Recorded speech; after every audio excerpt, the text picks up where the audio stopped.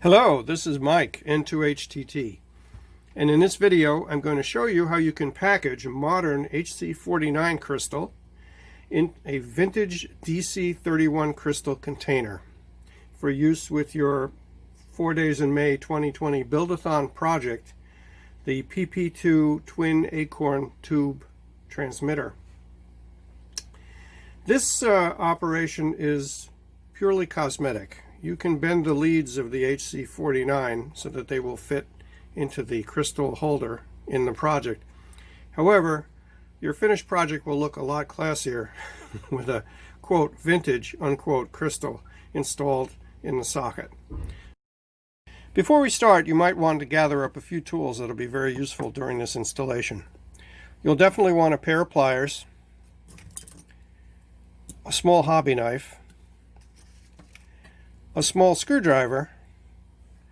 Optional but very handy would be some kind of awl, and a piece of fine grit sandpaper. The actual grit doesn't matter.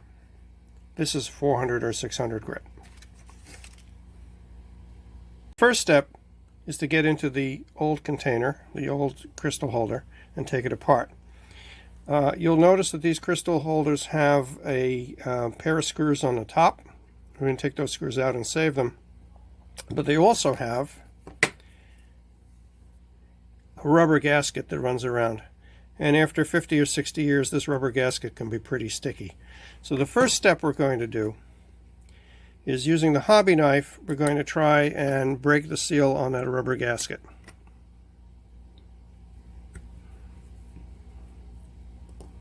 I'm just digging in and cutting around the gasket.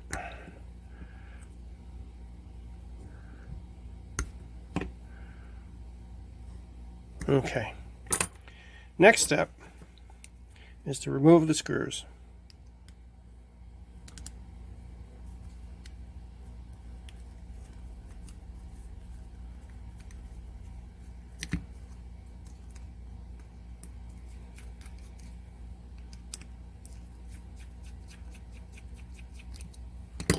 And carefully save the screws someplace safe. We will definitely need those to put the top back when we're done. Now you can try pulling this apart. It's probably not going to go anywhere. So with your screwdriver, try digging into that crack and pushing it apart. And you can see I'm using a lot of force here. Okay. Alright, I'm going to stop the video while I tear this thing apart, and we'll resume in a moment. Okay, a minute or two of destruction later, and I've succeeded in getting the top off. And actually what I had to do was cut into this gasket a little bit and get a screwdriver in the gap there and then twist it apart. So do the best you can with that, but you got to get that top off. The next thing we need to remove are the pins. And we're going to use these pins again, so again you want to make sure you don't lose them. You could use a nut driver. It is a 3/16 of an inch nut driver, but sometimes you can't get the nut driver seated because of the length of the pin. So what I did was just grab them with a pair of pliers. You can see there's kind of a little glue there or something, some kind of sealant, and you've got to break that seal. But once you do, the pin comes off pretty easily. And this just unscrews. So there's one.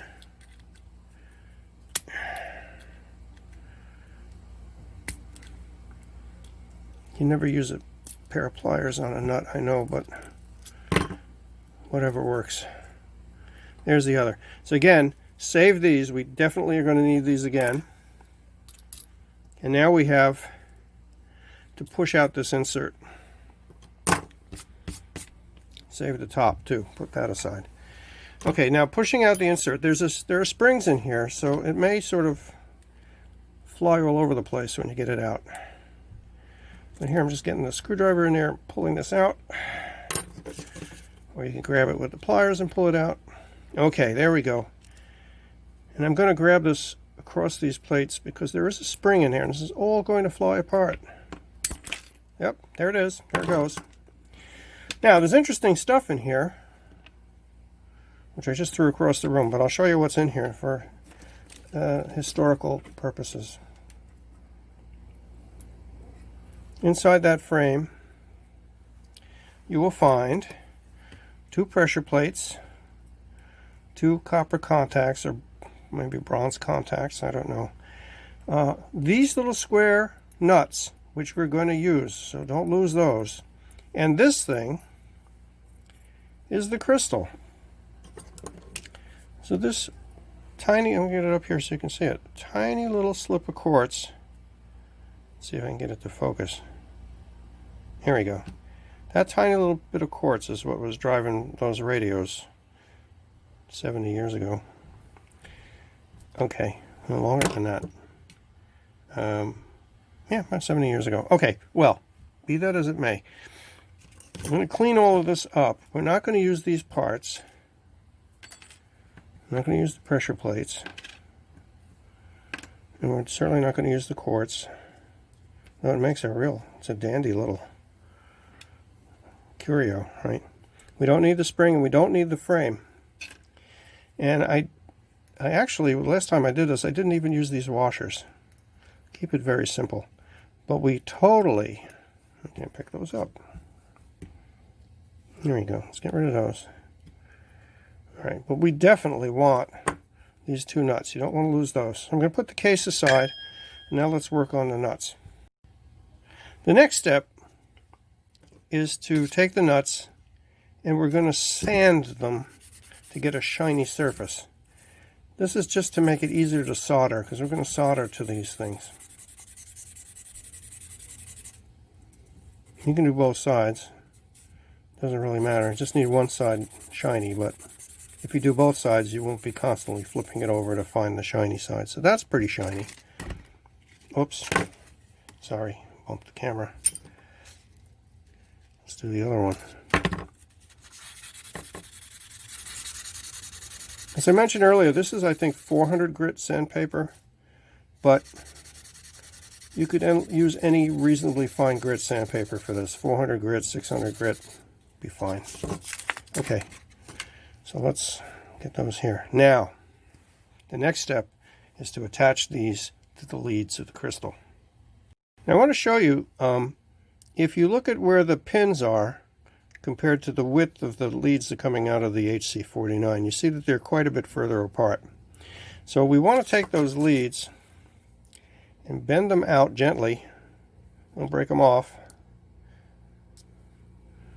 All right.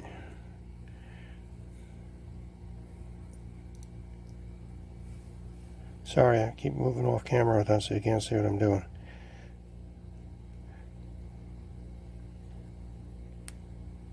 Okay, so I bent those leads so that they're approximately the width of the pins.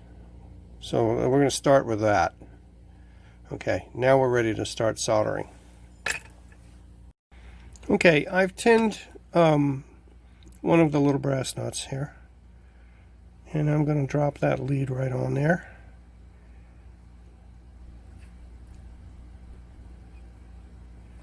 And make sure that flowed.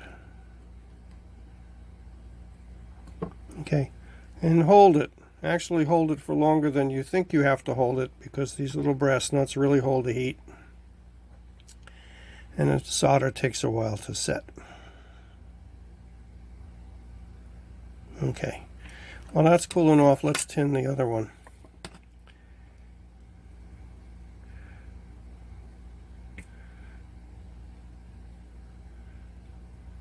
You can see it's really important to use the sandpaper to clean up these little nuts. If you didn't do that, there's no hope of getting this to work. Okay, let's try it again. Oh boy. There we go.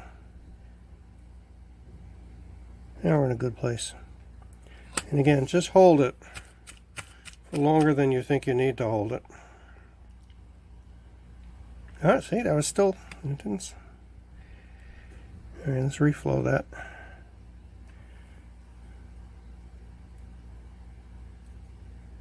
You would not think it would take this long for that solder to cool off,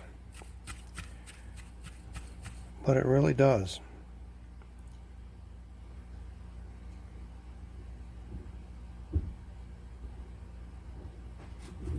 Okay, there we go.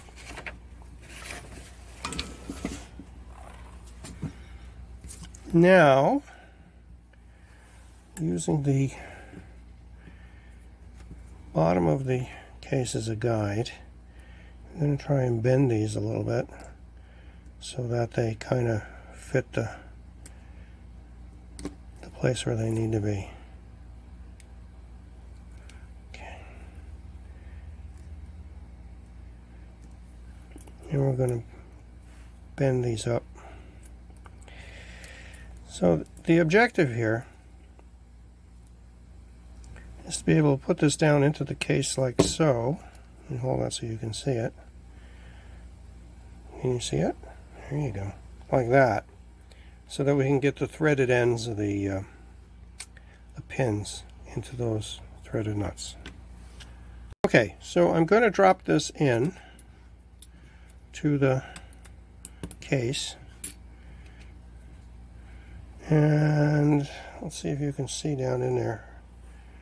Well, it's very difficult to see, but the little nuts down at the bottom, you may want to take your screwdriver and press them down so they're kind of flat at the bottom. Now comes the really tricky fiddly bit, and it may take you a while to get this going correctly. What I'm going to do is stick the awl in there, okay, and then with the screwdriver press down from the top. And what I'm trying to do is get that nut kind of centered on the hole.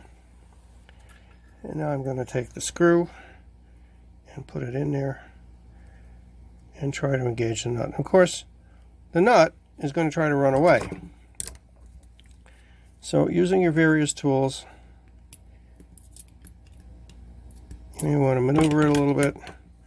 Try pressing down with the screwdriver and then turn the nut and see if you can get it started. Oh, and I did.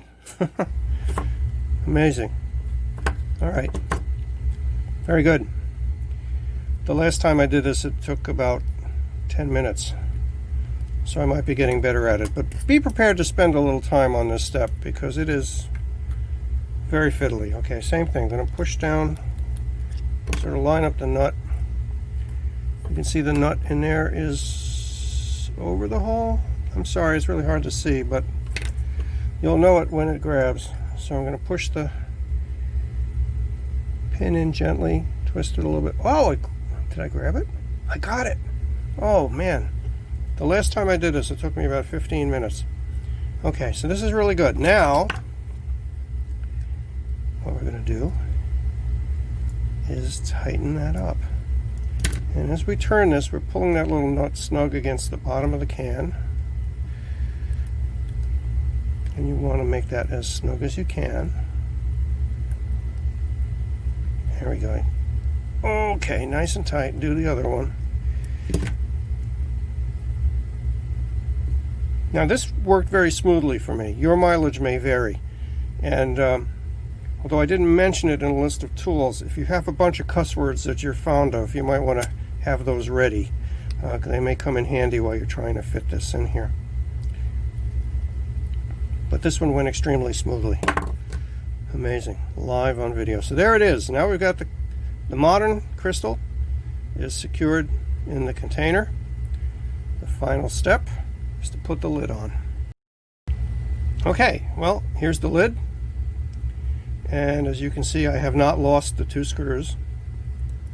These are special screws that were designed to seek out carpet and disappear entirely. They were stealthy, so you got to really keep your eye on these things. They don't run away. I'm going to put the other screw on the other side. I didn't get it. There you go. That's better. That's totally better. Okay. Screw that down. All right. Screw this down.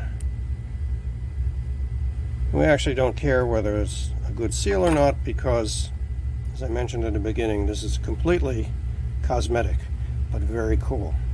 So there's our completed HC-49 crystal embedded in the old vintage container. Final step, and this is totally optional if you have something like this. This is a crystal checker. It was a kit that I got from QRP Archie, but you can find them online. A number of people make them. I believe you can get them from QRP Me. I think Rex has a version of this kit. And what this kit does is it's just a little oscillator circuit. So if you put your crystal in the, let me turn the overhead light off so I get a little better contrast here. If you put your crystal in the circuit and we see the green light, we know the crystal's oscillating, and we also know that we made a good connection to the pins. And there we go. If you saw that, I'll do it one more time. There's the green light. So our HC-49 crystal is still working, even though we put it in an old pot. So that's it. That's how you install the HC-49 crystal in the vintage DC-31 crystal container. This is for the 4 Days in May 2020 Buildathon project, the PP2 twin Acorn tube transmitter. You can find in the notes below, I put the link to the documentation page at qrpme.com, where you can find a lot of other documentation about this project. So thanks for watching. This is Mike, N2HTT, and I hope you're having fun with your project. 7-3.